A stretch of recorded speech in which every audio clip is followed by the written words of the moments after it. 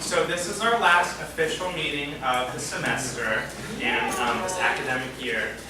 We have one more event, which is going to be the Accounting Society End of the Year Party, which is going to be this month, April 26th, at Dr. Sullivan's Ranch. So we'll give you directions for that in the next couple of weeks or so. So I'm going to open this up in prayer first.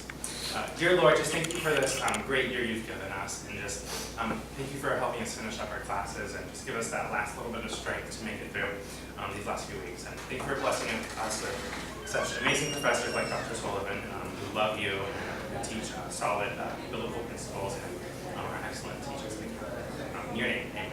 So tonight we're doing something a little different. We're actually going to hear from one of our very own professors instead of from a different firm. So please give the floor to Dr. Sullivan. All right. What I'm going to do is, I wasn't sure what you wanted me to do. I'm going to talk to you just briefly. I'm going to give you some life principles that I think have helped me to be successful.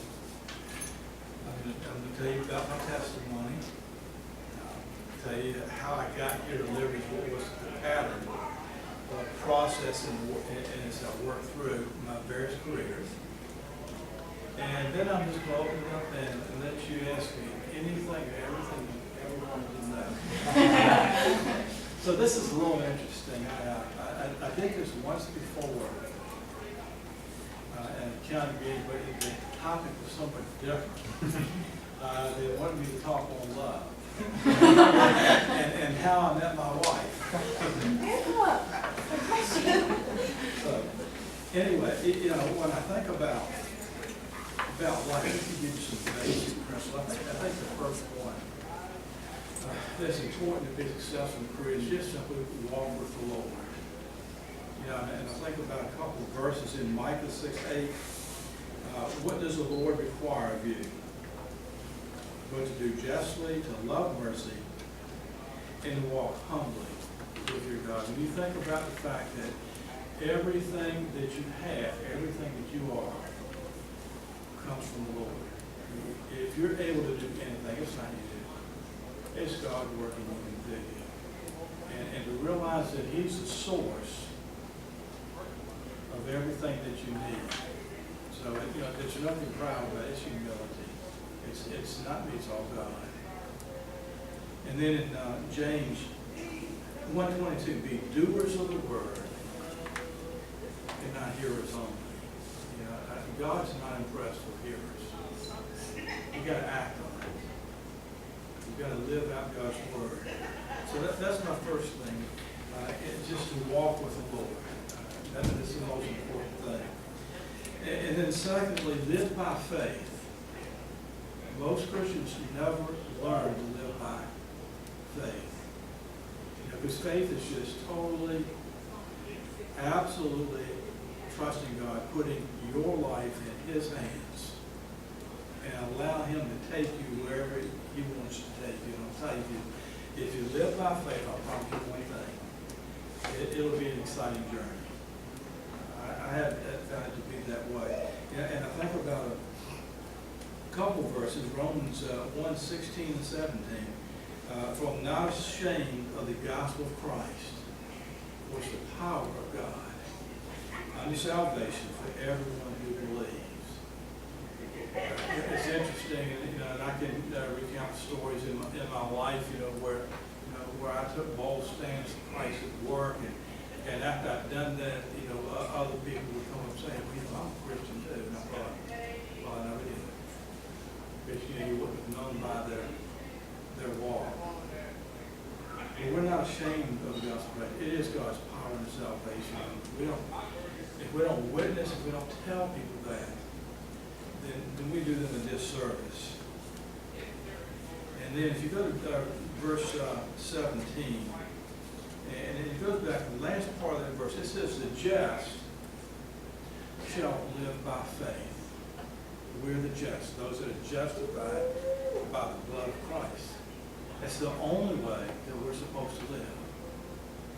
Not by sight, not by knowledge in this mind, not by physical desires, but by faith. Just think about being totally blind.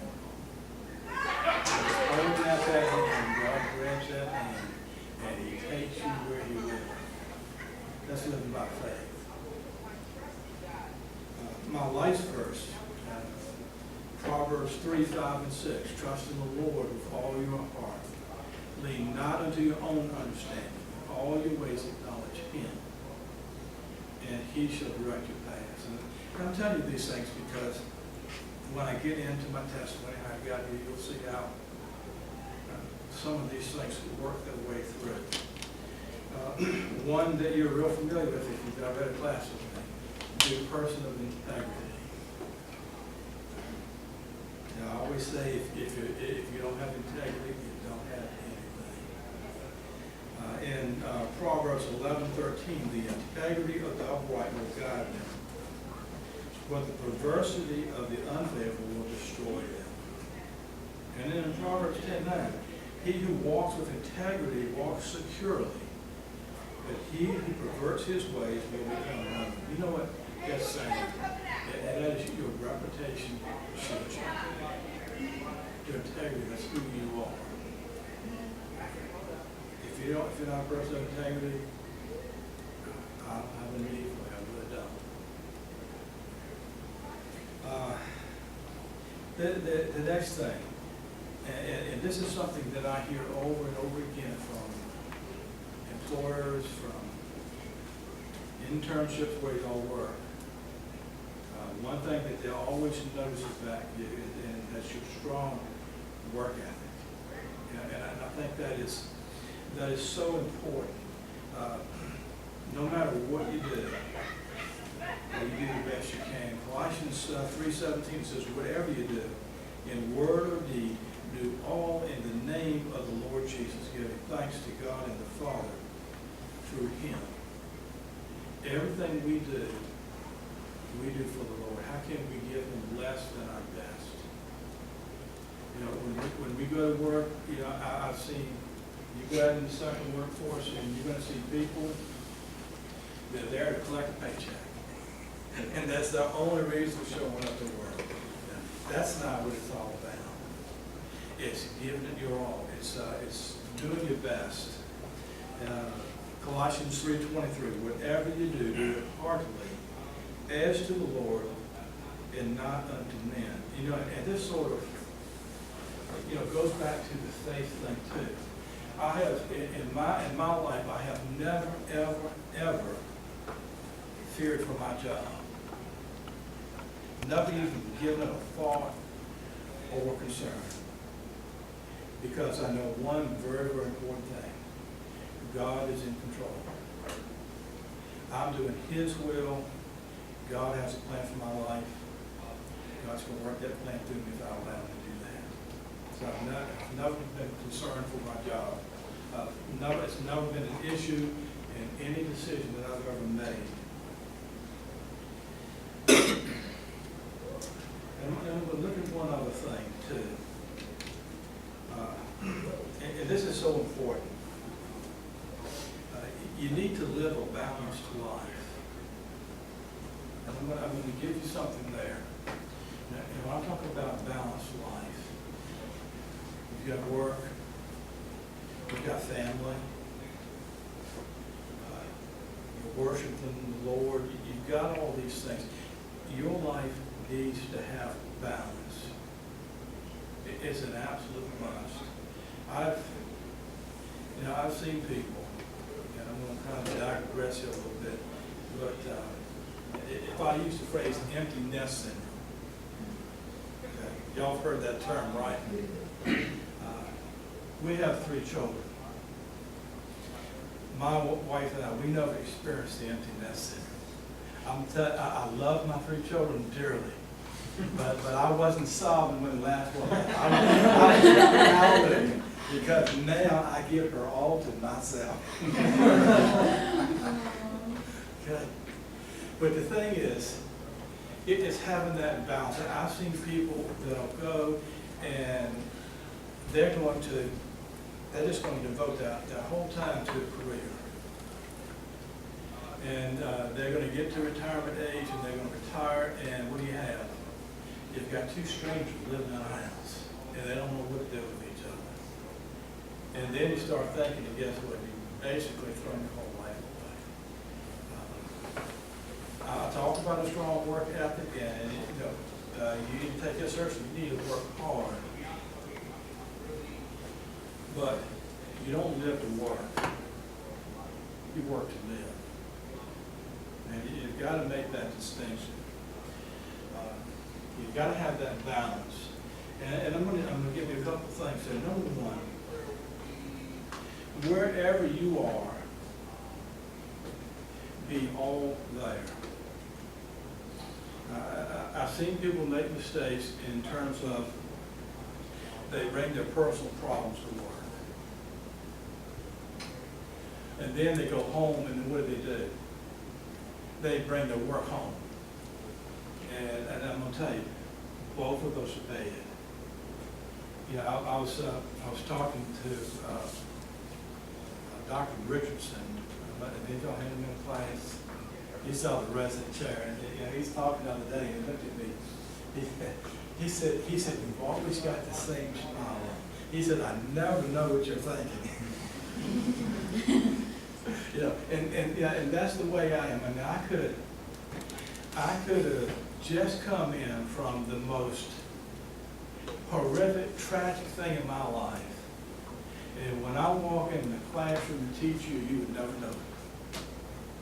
Because when I walk in that classroom, I'm all there. And I'm there for one purpose, and that's to be there for you. Everything else, blocked out. When I go home, my wife doesn't need me to sit there on the sofa for 3 hours talking about everything happened at work, but she needs me to pay attention to her. That's what she needs.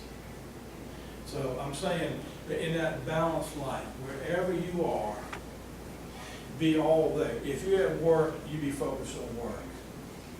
If you're at home, you be focused on home. Okay? Relationships. I'm going to give you the bottom line. Relationships are the most important thing. And that's the bottom line. Nothing else matters, really, if you don't get that right. I'll joke around in class sometimes, and I tell you, I've been married for 40 years, and my wife and I are still on our honeymoon. And it's true, because life just keeps getting better and better and better, because we focused on that relationship. And I'll tell you something, and I don't know, you may not find a lot of people, they may not agree with this. You might be thinking, wait a minute, what are you saying? But I'll tell you what, the most, outside of your relationship with the Lord, the most important and sacred relationship is that relationship between you and your spouse. That's it. Nothing gets in the way of that. You make sure that you nurture that relationship. I've seen a lot of families where the kids always came first, and everything was about the kids. And then the kids grew up and moved away, and mom and dad get a divorce because they don't know who they are, because they had everything invested in the kids. Now, don't get me wrong, I'm not saying neglect the kids, all right? But what are the kids? They are a heritage from the Lord. They're not ours. I have 3 children. They're not mine. They're God's. And God gave them to me for a short period of time, and they grew up, and they went out on their own, and they started their own families. They're not in my house now, but my wife is. My most important relationship on this earth is that relationship I have with my wife. That's sacred. And when you get married, I encourage you, you work on that relationship. And everything else will fall in place. And then the final life lesson. Well, let's go back to relationships again. I said their most important thing. You want to love people.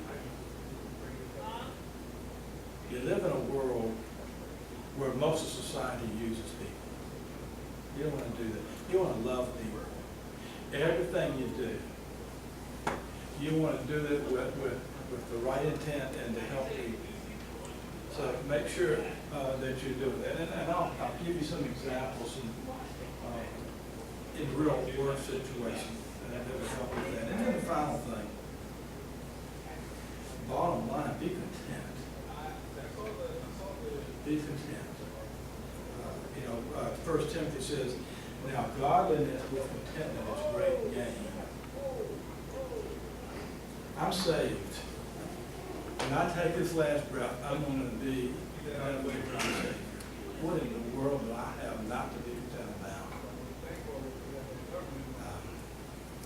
The grass, it appears sometimes that the grass is always green on the other side, but it really isn't. It really isn't. And I'll tell you, money doesn't matter. I've had times in my life when I've been poor as dirt, and I've had times when I've been wealthy. It doesn't really matter. Your joy doesn't come from your possessions or your things. It comes from relationships. Relationship with your Savior, number one. I come here and I teach, and I love every minute of it. I love working with y'all. But I'm going to tell you what, that's not the thing that I'm most looking forward to. The thing I'm most looking forward to is at the end of the day, when I get to spend time with my better half. That's what I'm most looking forward to. Keep those relationships sacred. All right, like I said, I didn't know what y'all want me to talk about, so I'll tell you a little bit about my testimony and how I got here. When I was growing up, I was raised a Methodist. Anyone here Methodist?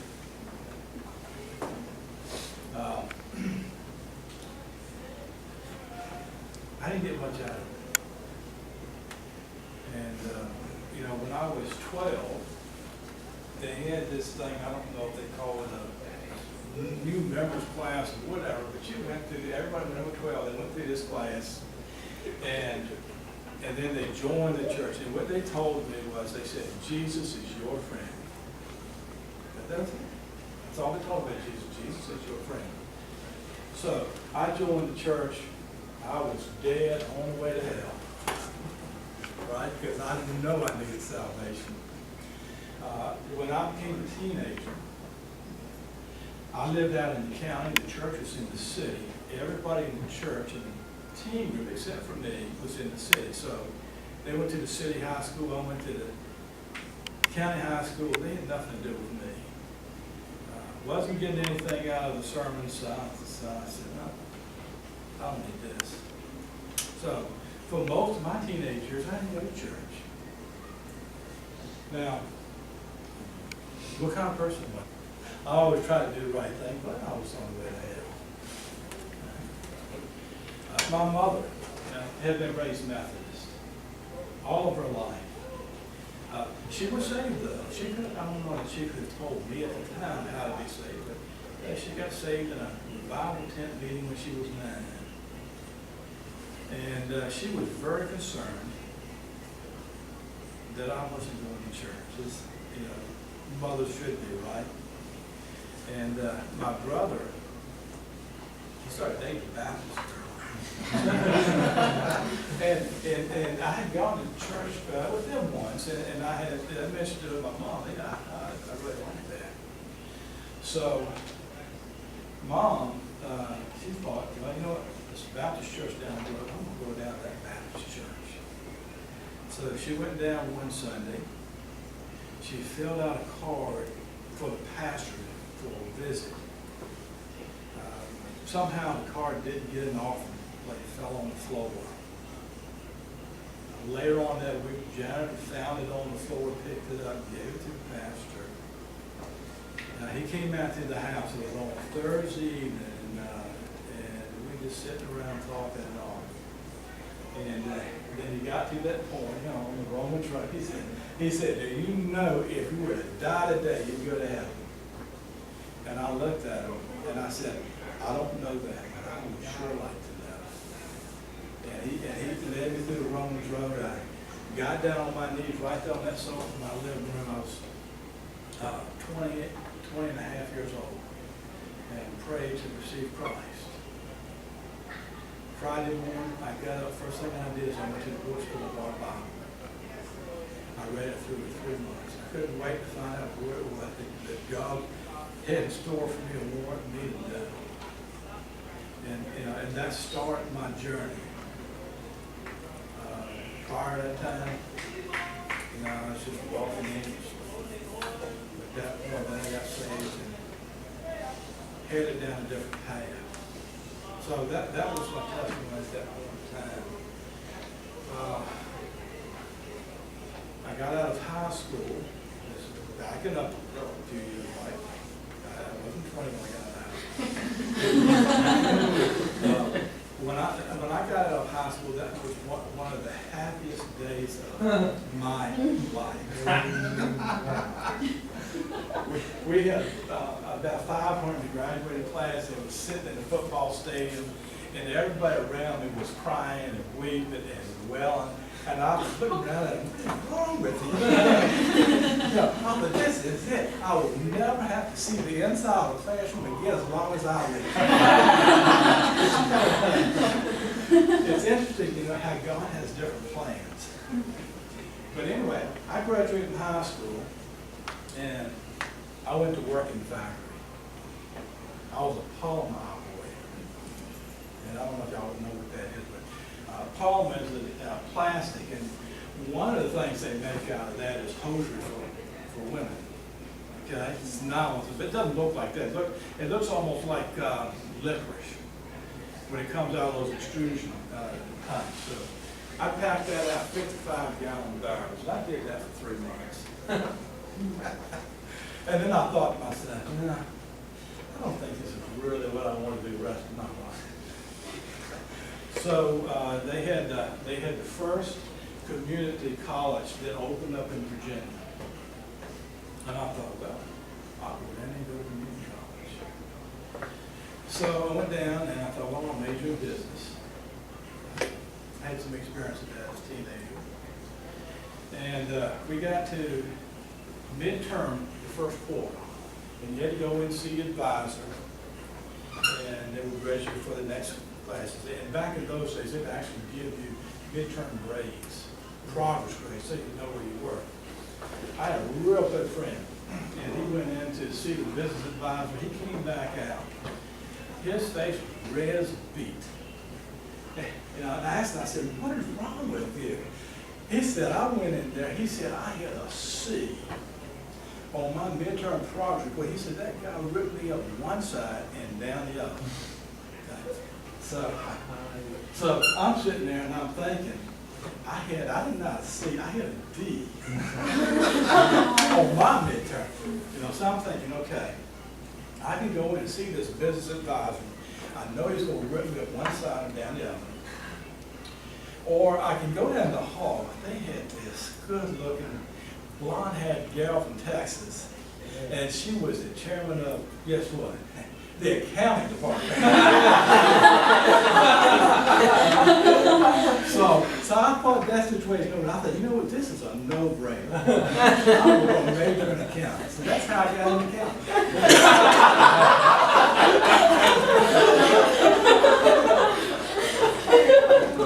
You see, y'all thought this was all planned out. So anyway, I was at the community college for 2 years. In my undergraduate work, I had my own business. I did bookkeeping for a number of small firms in town. So I'd go to school and then I'd go to work. And went to community college for 2 years, transferred to VCU. And again, I said this was this first time they hit community college. Well, four-year colleges, based on it, and they said, all right, you can come here, but we're not going to accept any of your grades because we don't think they're as good as ours. So I said, okay. So I thought, well, I've got to go to some school. I got to take it all over. I better get started. So I went to some school. I took 211 and 212 over, got an A on it. I never forget the final exam in 212, 2-hour exam, handed out. I finished the thing in 27 minutes. Took it up and turned it in, and the teacher looked at me, he said, are you sure you don't want to spend more time on it? And I looked at him, I said, there's no reason. I said, everything's right. And so he said they great, and I had 100 on it. So then I got a call from the head of the county department. He said, we've changed our mind, we won't accept your credits. So I went through school. Met my wife about halfway through. That didn't do a great student. But and I really burned it out. You know, in undergraduate school, I don't think I had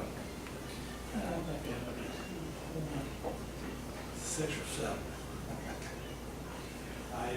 I had A's on all my county classes, and the rest of it, I couldn't care less. I remember taking the final exam in English literature. And I had studied all these stories, and I knew the characters and what the stories were about, all this stuff. And you get to the exam, and it's stuff like, what is the setting? You know, and I honestly could have said, there wasn't a single question on that exam I thought I actually knew the answer to. But anyway, I took it. The only thing I could figure is that the teacher must have felt sorry for me. They ended up with a C. But I graduated from VCU, and my first job was with a hassock manufacturer. How many of y'all know what a hassock is? That's a fancy word for a footstool. An ottoman, okay? So they made all kinds of hassocks. They made bean bags. They made these huge bean bags that were Mickey Mouse bean bags. So they had the big Mickey Mouse ears on them. They made some glass furniture that was real fancy. They had one piece of glass furniture that was in the shape of a heart, and they had these little heart-shaped little cushion seats on rolls that would roll underneath the table, and then you could pull them out when you wanted. So they did all that stuff. They had an office in a manufacturing plant in Richmond, Virginia, and then they had a plant out in California. So that was my first job. I interviewed for the job. One of the things I do well, I interview well. If I interview for a job, I'm gonna get an offer. And the thing is, you know, every job I've ever interviewed for, I probably wouldn't qualify for it. So I got the job anyway. But I met with the people there, and they offered me the job. I came in to work on my first day, and the vice president of finance met me at the door. He took me in to this big room, open room, probably 4 times the size of this, desk all over the place. And he walked me up to a desk. He said, "This is your desk." He said, "The guy that was here before you was here for 30 years. He died suddenly of a heart attack." He said, "I don't know what he did, leave it to you." He walked out. That's my first job out of school, right? So I had to dig in there and find out what this guy did. And this guy did all the cost accounting. And you know, if you think about what you're doing here, you know, we talk about a journal ledger. You know, we talk about assets and liabilities, equity, all that stuff. Well, they had a separate ledger system to keep track of all of the costs in manufacturing various products, and keeping the inventories, and you know, and running things from raw materials, the work in process, the finished goods, and so forth. Well, he did all the cost accounting for both branches of the firm, and then he also did all the budgeting. Okay, so I decided to dig in, find worksheets to see what he was doing and get that done. But I did really well at it because I had a strong work ethic. So I got in, I worked at it and I did it, until it was right. After I'd been there 6 months, they promoted me to assistant county manager. And so, basically was in charge of the cost and the financial at that time. One of the things that I remember talking about the work ethic, the vice president of manufacturing, he had a nickname for me.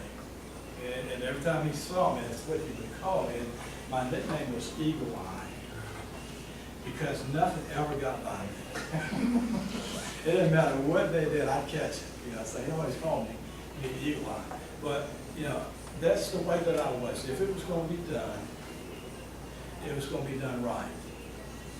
And I made sure that it was.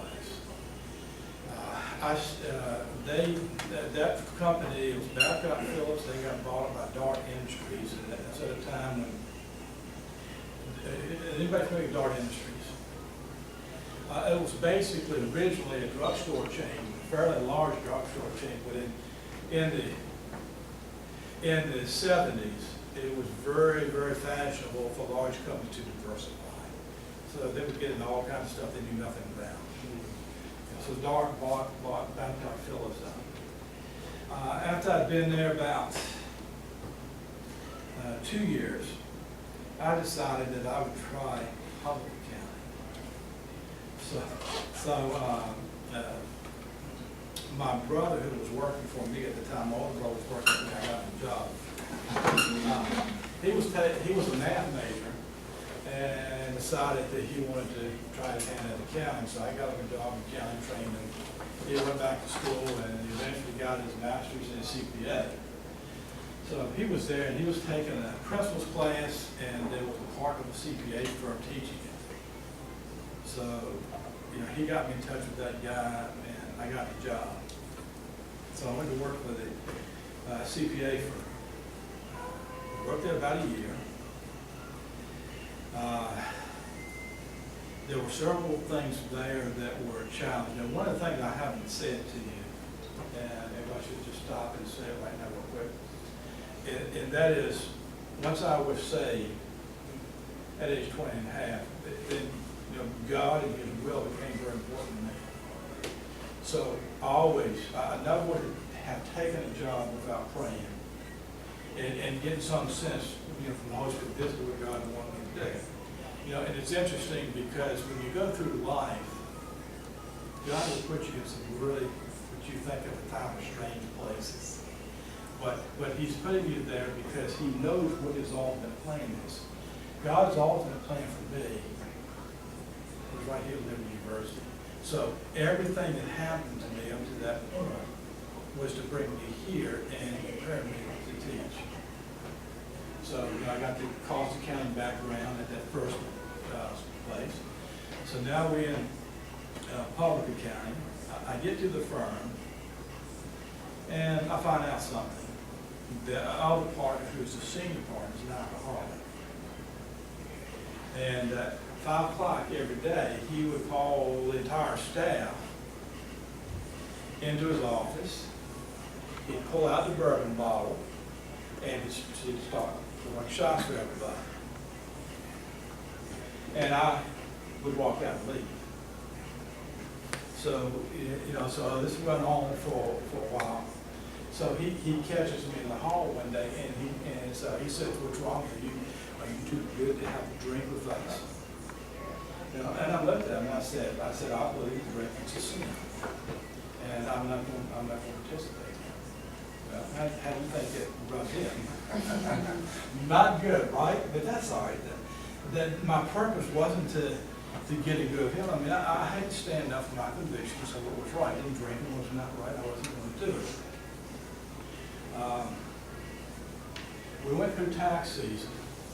I've been, I guess, about 9 months. Went through tax season. When I started working on the taxes, I came across about 15 to 20 returns that they had done the year before. They were wrong. and it cost the clients money, a lot of money. So I prepared them in returns. You know, and they didn't argue with it. I'm sure they didn't. The party didn't like it because it didn't make them look too good, right? But you know, it was the right thing to do for the client. So I prepared them in returns, and they got their money back. In the tax season, they let me go. Gave me 2 weeks service pay. 2 weeks to the day they let me go. I had a job with a Fortune 500 company making $2,400 a year more than CPA firms paying. All right, so you think about that. What lesson do you learn? If you're faithful to God and what He wants you to do, He'll take care of you.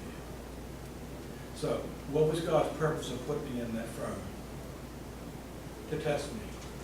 To see if I had the courage to stand up and do the right thing. And I passed that test. So I ended up in Apple Corporation, Fortune 500 company. Their main thing was in the petrochemical industry. Big product they had back in the early 70s, and I wish they still had it, was tetraethyl lead. You take a teaspoonful of it, and you put it in about 55 gallons of crude oil after it was ready for gasoline, high octane. That's why gas was so cheap back then, 30 cents a gallon. Then they made us take the lead out of it, and then so the amount of gas you could make out of a 55-gallon drum, and that's why octane shrunk significantly. That's why you pay more now. But that was one of their products. They had all kinds of products. They were. I was in the corporate office. They were all over the world. They had 27 subsidiaries. They were very diversified. 7 of those subsidiaries had subsidiaries themselves. So for those that had advanced father-son, grandson relationships. So I was in the corporate office, and what I did was I consolidated all that. That was my job. and you know, that would take about 1 week a month, and then the rest of the time, you know, you'd be analyzing financial statements, you'd be working on 10K and 10Q disclosures and that sort of thing. You know, it was a great job. 9 to 5, 3 weeks out of the month, 1 month, long hours. But I can remember sitting down there at 3 o'clock in the morning, waiting for teletype. You know what that is? Telegraph. Teletype to come over from Houston, one of the plants, so get the last piece we needed, so we could start the consolidation process. You know, work through the night to get that. Everything was manufactured then. You know, no computers and all that stuff. So I worked there. I've been there for about a year. Now I'll tell you about that company. The turnover at the corporate office, unheard of. No one ever left the corporate office. I mean, it was a great place to work, great job. The state unemployment rate is 5.4%. Their state unemployment rate is 0.1%. Experience rate, because no one ever left. They never had a claim. And I came in one day and I told them I was leaving. And they just couldn't believe it. I mean, I had to interview for about 4 people before they let me out the door to see if I wouldn't change my mind. And the reason I left, it wasn't because it wasn't a great job, but you know, God was finished with me there. I learned the consolidation process. It was a job that I could have been comfortable in. I could have sat there and just done the same old thing day in and day out for the rest of my life. Retire with a great pension, all that stuff. But that's not what I wanted. I wanted to be challenged. So I went from there to Realty Industries. I was the consolidation accountant at Ethel, I went as assistant controller at Realty Industries. God had another set of challenges for me there. Again, I want to focus on just for a minute on the work ethic. When I talked to the controller, that guy was, I would say, the best liar I have ever known in my entire life. I mean, he just looked you right in the face and smiled, lie, And so he was telling me all this stuff. This sounded really great, So I went to work for him. I got there and I realized that he was totally incompetent. Had no idea what he was doing. And when I got in, and I looked at the records, they were a mess. They had 5 subsidiaries. Y'all familiar with intercompany accounts? None of them balanced. The auditors were KPMG. And they just always took whatever the difference was in intercompany accounts and just threw it to miscellaneous expense and said, oh, well, I know that's not material. Well, you've got to know me. I just can't have that. It's got to balance. It's got to be right. So I spent about 3 months reconciling those intercompany accounts, and some of them I had to go back 8 or 10 years. But there were literally hundreds of thousands of dollars of unrecorded transactions.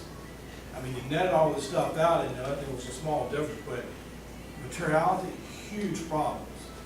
Yeah. So I went in and straightened out all that. The year that I got there, the audit that they had just before I got there, it cost them $118,000 for the audit.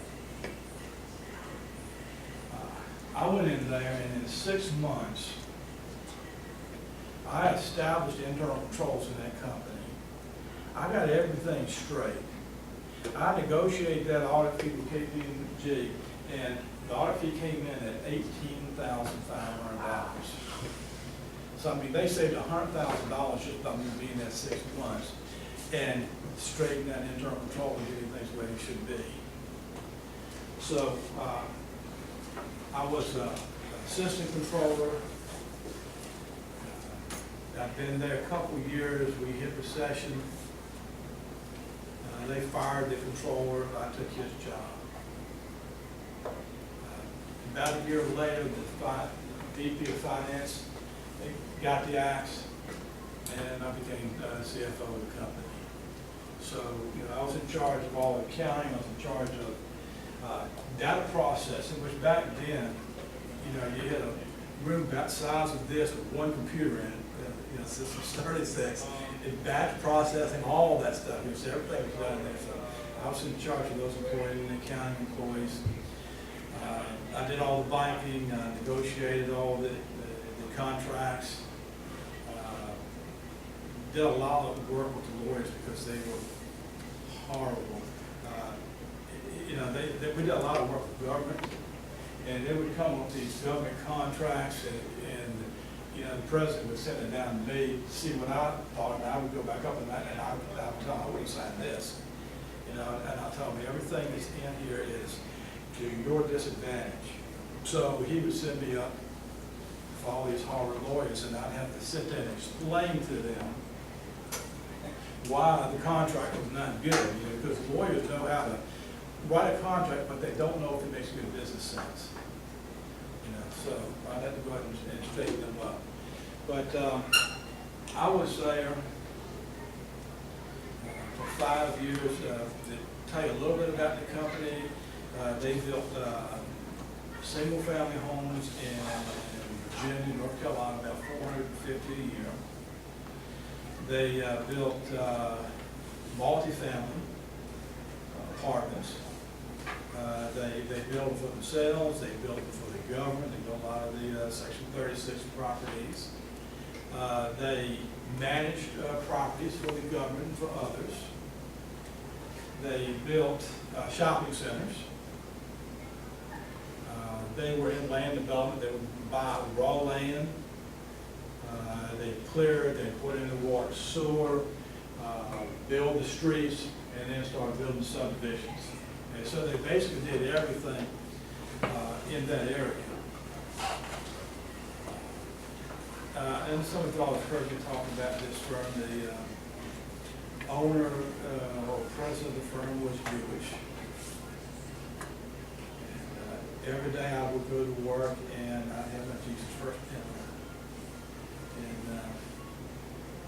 And I'd walk in the door and I'd have my Bible in my hand. And his son, who was not here and say every day, I told him, here comes the preacher. But I would take that Bible and I'd sit there right upon my desk. And you know, people come in, I'd witness to them. You know, people from the KPMG and other different firms in there for different audit type things we had going on. They'd take me out to lunch and I would witness to them.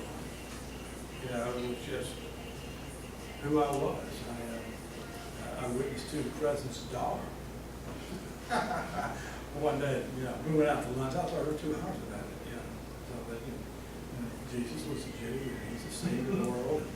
And of course, she went home and told Daddy. He called me in. He wasn't very happy. He said, I don't think I'd be talking about God. And I looked right at him. I said, well, I think I should. He said, I wouldn't do it. I said, well, I will. So he backed off. He didn't say anything else. But I mean, that was just, you know, that was what God wanted me to do. And I was going to do it. I was going to let pressure get in my way. And I know time-wise I'm not going to get into more of that. When I was there,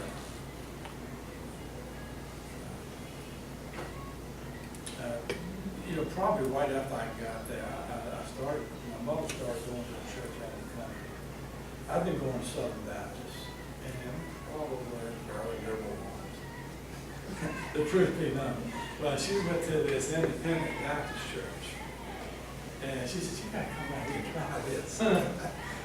So I did. I went out there, and it literally changed my life.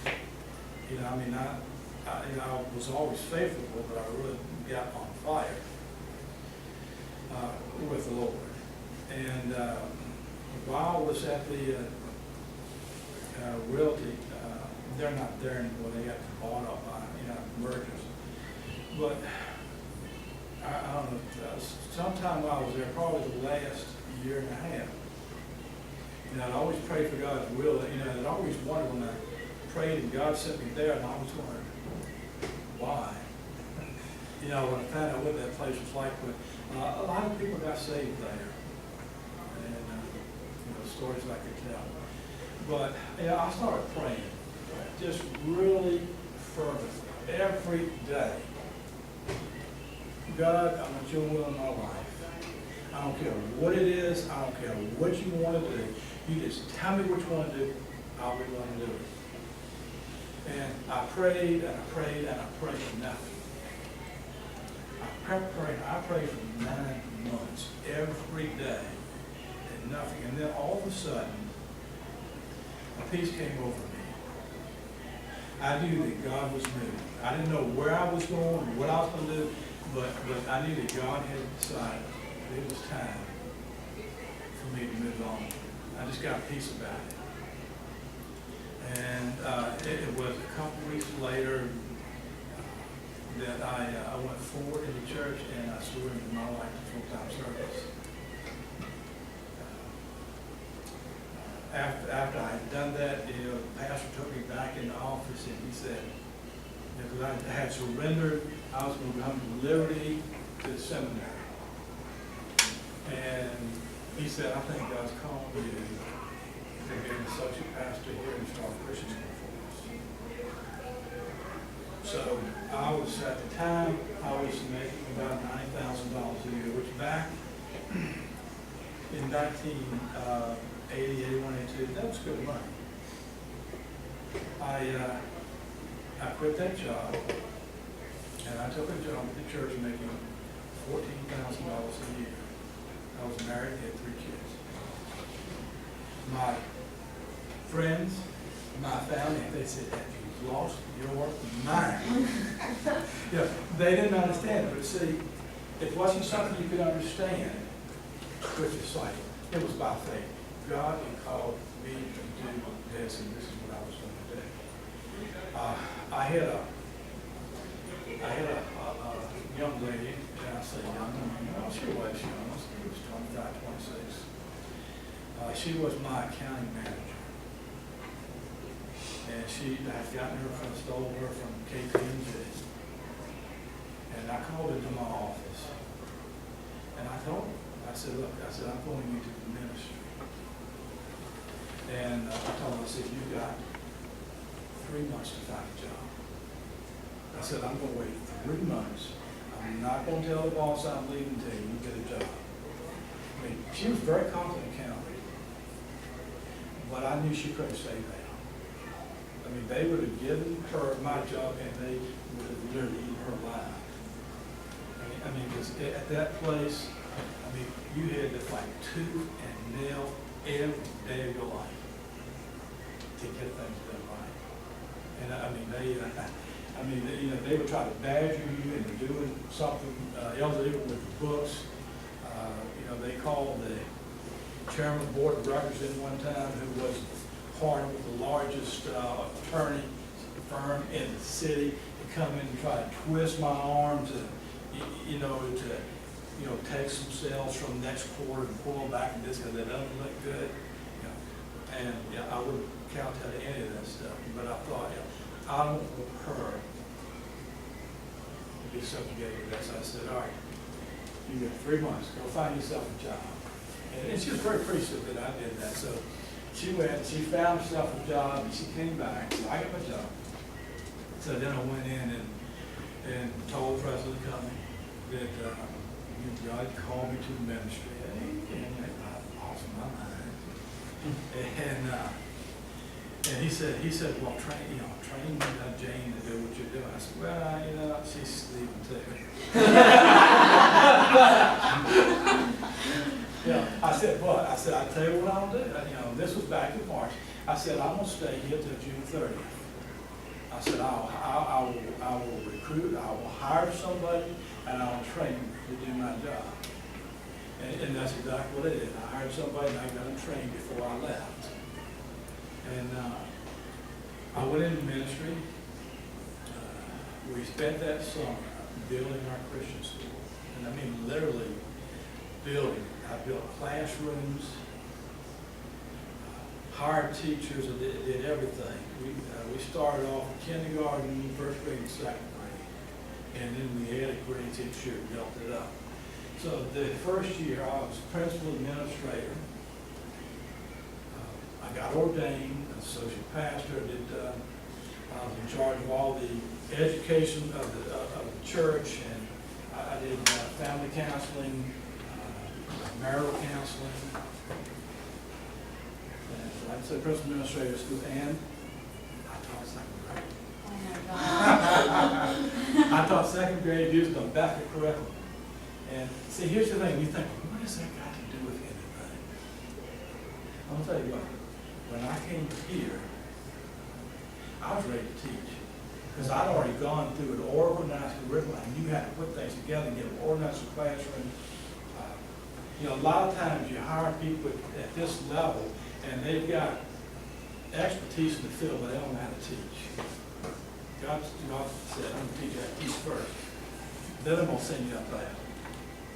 So I taught 2nd grade, and then as it moved up, I began to teach. I would teach 4th grade and 5th grade. What I did is I would take the hard courses in both of those 2 grades and teach them. Then I'd have somebody else come and teach them the easier subjects.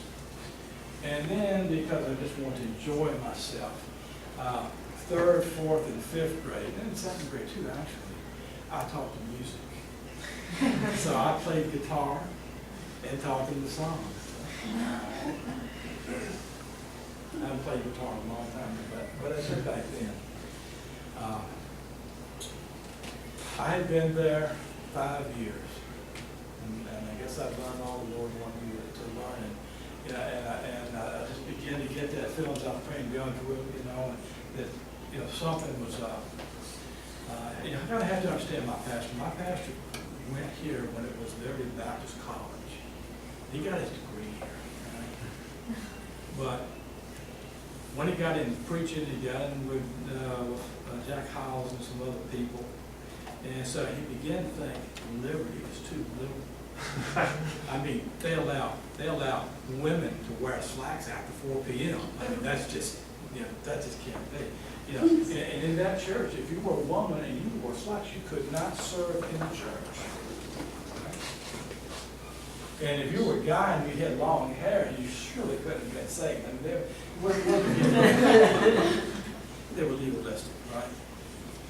So anyway, he said, you go up there to the seminary up there. You get your seminary degree. I don't have anything to do with all those people.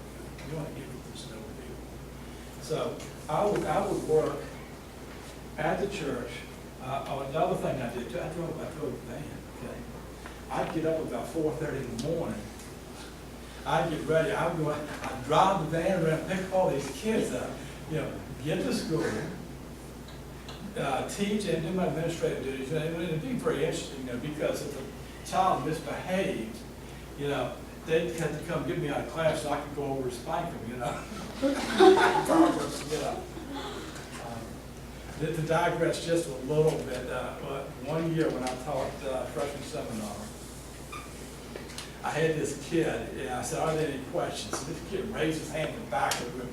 He said, yeah, I've got one. I said, what is it? He said, do you still have that paddle that you used to spank me when I was in 2nd grade? But, it was exciting times there, and, I learned a lot, grew spiritually, but one day, what I would do is one day a week, I would do my same routine, but I would leave at 12:30. So maybe take my afternoon class. I'd drive 125 miles up to Liberty. I'd sit in classes for 6 hours. 9:30 at night, I would drive home. I'd get home about midnight or after that for 5 years. And at the beginning of my 5th year, for some reason, I came up early. I got here about an hour early. And I got out of the car, and my intention was just to go into the religion building. That's the only building I've ever been to on campus. I parked right beside the religion building, going in, that's all I ever did. Class and go home. But I got there that day, and the Lord spoke to me. Not audibly. I didn't get some great voice about it, but in my mind, and the Lord said this. He said, walk the campus. And I did, and I got out and I walked all over the campus. And he said, tell me what you see. And I said, I see young people in love with the Lord. He said, I want you to teach them. I went home that night. I went to school the next day. I went in to see my pastor. And I told him, this was in end of October. I told him, I said, this is my last year. I said, I'll be here till June 30th. I said, God's called me to liberty. I didn't talk to anybody up here. I didn't have a job. But God spoke to me, and I knew this is where God wanted me to be. The next week, for some reason there wasn't a class. I called Dr. Frank Smith in the seminary, one of my best teachers, and I told him, I said, look, I said, God's calling me to liberty to teach. I need to know what to do. Can I come in and see you? So I came down, and the whole time I had class, I went in to see him. We talked, and he knew that I was a CPA. I had my master's. He picked up the phone, call with the dean in the school of business, and the dean said, send them over right now. I went over. The dean told me the very day that God had spoke to me on that campus, I want you to teach. That day, he had a county professor come in and tell me what coming back next year. I came back and I did a lecture for him. I had a job. But all of that on faith. We walk into my pastor's office, no job, no talking about it. God's called me through. And God moved in my spirit. I've been here 27 years. I've been here in the good times. I've been here in the bad times. Back in the early 90s, the school almost went under. I can remember being called into campus July 1st, 1992. You've heard about Black Friday and all those sort of things. 1/3 of the faculty were let go that day. The other 2/3 were told no paychecks in the month of July because there was no money. When I got here, there were 5 people in the accounting department. Classes were much smaller than 25 to a class in principals. When we got to July 1992, there were 3 left. I was the last hired. We came in that day, the department chair and the next most senior person were let go. I was given the department chair position. Now, how do you think that happens? God had a plan. Back to the work ethic. When I got here, the chairman set me down and he said, look, he says, you're going to teach these classes, and don't worry about it if you don't get everything covered. You know, this was, principal's class, 14 chapters. He said, we usually get through about 11. And I looked down and said, no, I said, it says 14 on the syllabus, I'm going to cover all 14. And he looked at me like, well, that's crazy, that can't happen.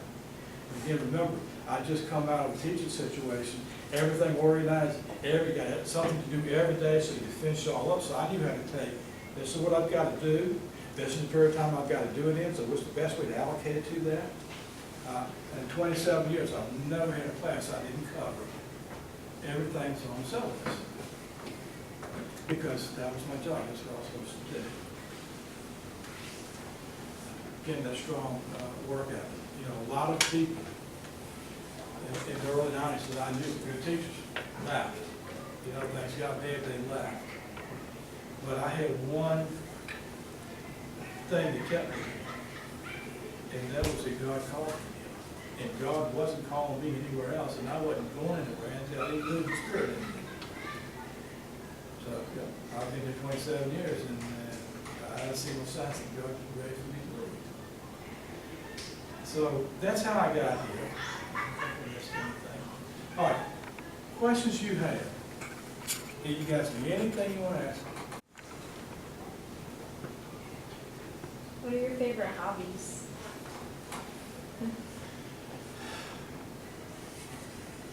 This is going to sound a little strange.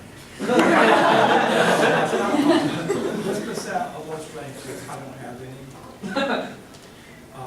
I know a lot of people, they play golf, or they bowl, or they do this, and they got the night out with the guys.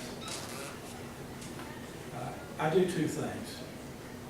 I work here, and I spend time with my family.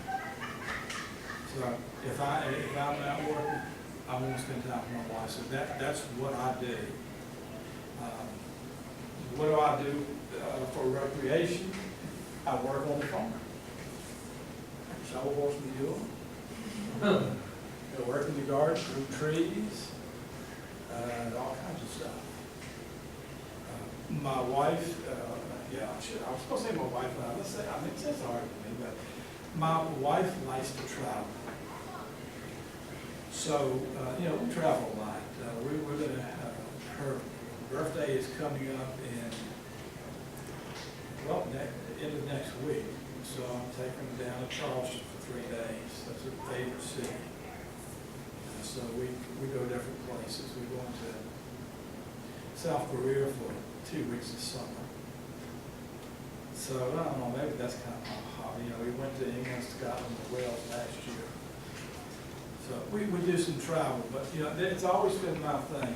You know, I don't need a day out with the guys. I don't need time away from my wife. I don't. I live and spend time with my wife.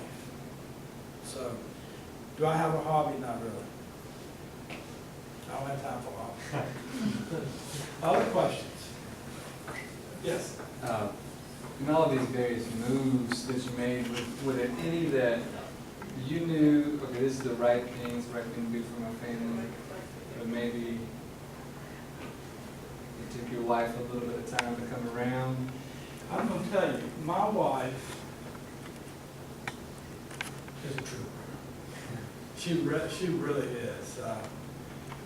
You know, I remember in the bedroom, you know, being felt called of the Lord into the ministry. You know, and I just sat there and I told her, I said, God's calling me to the ministry. What do you want me to do? You know, and if she just said, I don't want you to go to ministry, then I don't think I would have. But she looked at me, she was scared to death. She said, pick up the phone, call a pastor, tell him God's calling you to the ministry. So she has always been a trooper for me. She has always been by my side and with me. And, you know, and she sort of thinks about it now as the tables turned. You know, she taught in public school. And then we had children, she stayed home, and with the children, we homeschooled all 3 of our kids. After they got into their teenage years, my oldest son went to LCA for his senior year. Only year he was in public school. Well, actually, it was Christian school, only year he wasn't homeschooled. And when the children got to that age, we allowed them to choose where they want to go. But then she went back to teaching. We moved out to the farm. She was teaching in Amherst County. I spent 3 years up to a farm because she wanted a farm. And you know, the Lord closed door after door after door. And finally, I found this farm halfway through her in Grattan, Virginia. You know, and it was perfect. It had everything we wanted. So I told my wife, all right, I'm going to take you out to see this farm. We drove and drove and drove and drove. And we, you know, she said, are you crazy? She says, I work that way and you drive this way. But we went out there. We drove down that driveway, and that was all it took. And she fell in love with that place. So we bought that place, and 2 years later, she got a job 5 miles from the house in Gretna Elementary School. Stayed there for 8 years.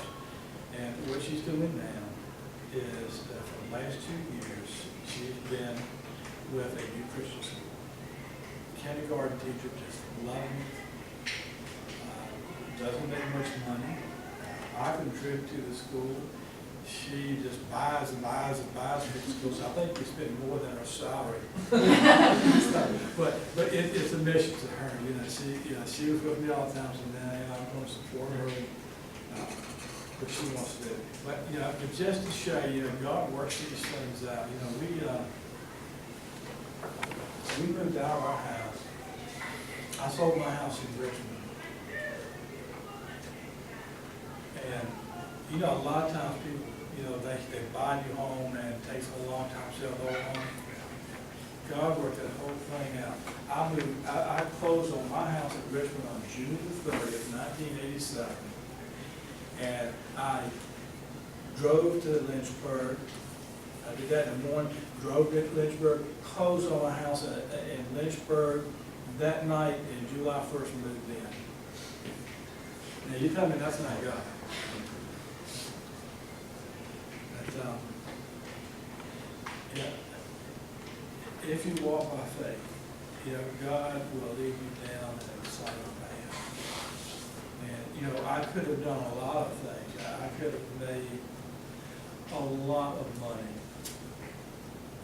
but money's not where it's at.